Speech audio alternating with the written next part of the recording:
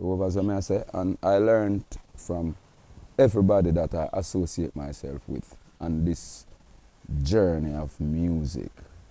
I learned so much from Elephant Man without him know that he was teaching me.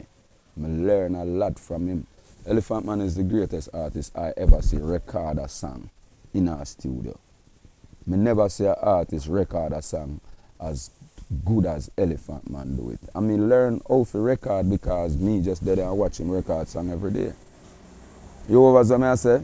So me are one of them people where me forward around you, and because everybody have a negative and a positive side to them. Yeah, that's true. It's just which side you choose for, show people most. And sometimes it's not even what you choose to show people, I just decide to come out. Yeah, I see the negative, yeah. I want to know it. But Elephant, But to be honest, Elephant, they really have the best reputation for deal with people. I mean, Elephant is Elephant.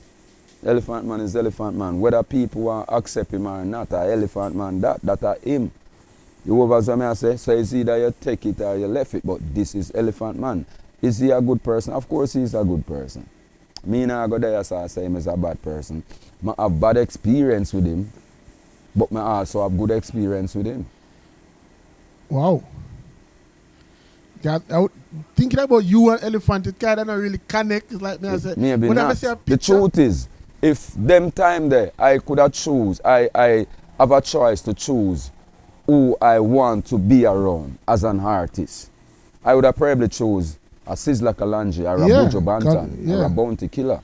Because, and mostly, maybe Sizzla would have been the first and then Buju would have been the second. Because what Sizzla was doing at the time. Yes. And of course, Buju, perfect candidate too, because them time they are till shy out a go on, the real thing on them album. Yeah. And that are the music where me really want to do at the time. Me never want. Me's not an artist where I sing dancing songs.